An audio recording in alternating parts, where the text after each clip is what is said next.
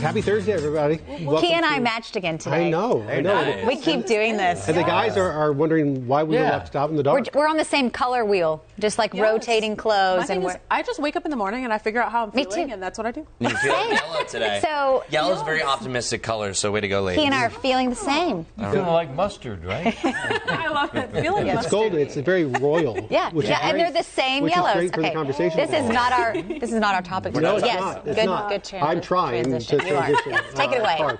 This morning we're talking about Queen Charlotte, not only our namesake for the city, but also the new program that's out on Netflix. So we want to know if you plan to watch it.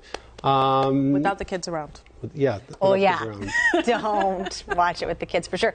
But, Kia, you've been getting some responses from people who have already watched it. People are binge watching this show. It dropped like overnight, I guess? Yes. Yeah, so it dropped overnight, and it's 6 episodes long. People have already gotten through the whole thing. Oh, my goodness. I know. I mean, that's dedication. They must have not gone to bed. They just... You couldn't have slept. You couldn't have. These episodes are like 45 minutes long. I hope you're not working today. I was about to say, call in sick. Do what you got to do. But overall, I mean, really good reviews so far. There are a couple of people saying, you know, it's not their thing.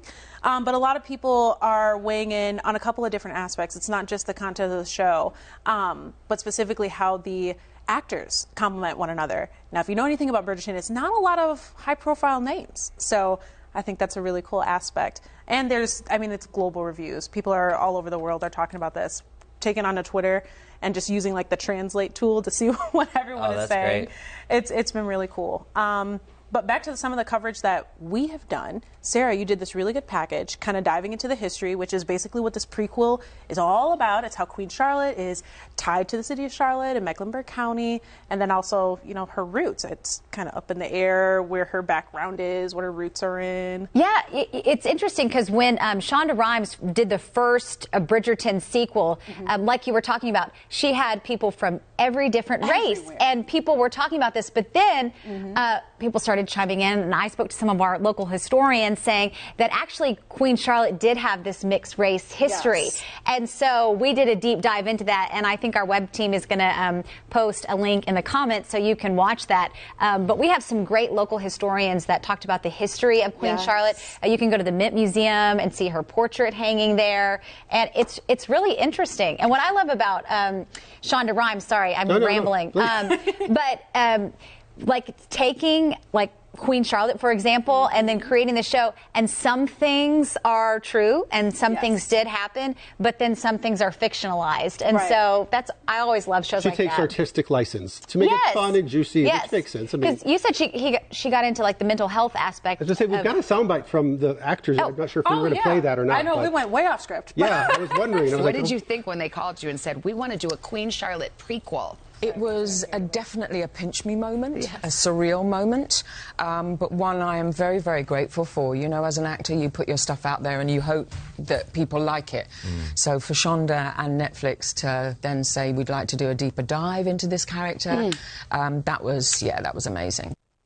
And there's all this mention of Shonda. So as a producer, I mean, this is what she's known for. She's known for having these like ridiculously diverse and well-rounded cast, and that's what's continuing the theme in this show. I think the difference, though, is because of the time period of the show, and we kind of were talking about this in the newsroom. They hadn't quite made the link yet between slavery and racism, and so that's another thing she's known for too, is taking these really delicate topics and finding a way, like you said, to artistically weave them in so that you watch the episode and no one's offended, but you are a little more aware about what's going on. Yeah, one of the historians here said because it happened before the slave trade and everything, basically this was a concubine marriage in a way, but he said a very high order. Yes. And I think she was like 17 when they got married and had 15 kids.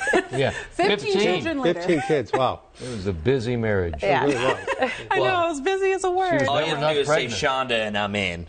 Talk about somebody that just has hit after hit after hit. Totally. Genius. I mean, she did Grey's Anatomy, Scandal, How to Get Away with Murder. That's a good one. I mean, just does not lose, does not miss. She does not. You know, it's really not until this topic, the discussion, having lived in this town most of my adult life, that there's never really been a lot of discussion locally about the connection. The historical connection was just like the town's named Charlotte.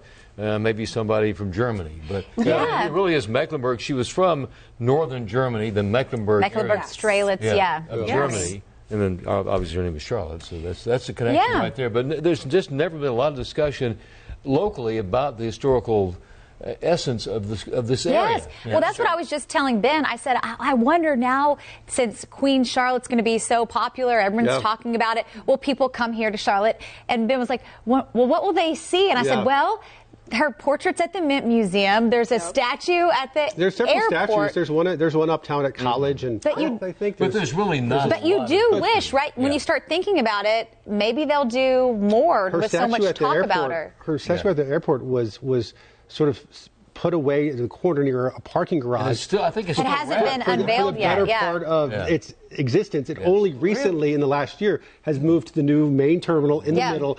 And so I feel like there's been like a re-embrace of the Queen Charlotte namesake here. I would like them to do more at one of the museums or something, really like dig into her history. You can kind of walk through that, especially with so much attention being brought to it now. Charlotte has a lot of great history that with all the new construction, it kind of got buried away. But the more that you hear and the more stories that we've done, like Larry, you've showed things about the gold history here. One of my favorite things is the reason why like CMPD has a hornet's nest. It's because General Cornwallis, when he came here, says the colonists here in Charlotte was a bunch of hornets, in the battle. The battle, you know, between when the Over the Mountain Boys came and the big battle of Kings Mountain, for example, like that. They're like a hornet's nest. And that's why we have the Charlotte Hornets. So there's a lot of really cool little nuggets of history, and of course the main event, Queen Charlotte. We just haven't leaned into our history like a lot of Let's places. lean in. I'm ready. Because I think there's so many new people all the time, and it makes you wonder though, because we're called the Queen City. And Cincinnati is called the Queen City. I don't understand. We've got Queen Charlotte. Is there a Queen Cincinnati? If there is, I feel bad for her. That's a horrible name. That's a horrible name. You can't say that around Colin. I love Cincinnati. But Cincinnati is a great city. But I mean, to be named Queen Cincinnati. But we are Queen Charlotte. Ours makes a little bit more sense. Anyway, all right, folks, chime in. Let us know if you plan on watching it, and if you already have, maybe, what you think of it. We'll see you back here tomorrow morning. See you. Bye.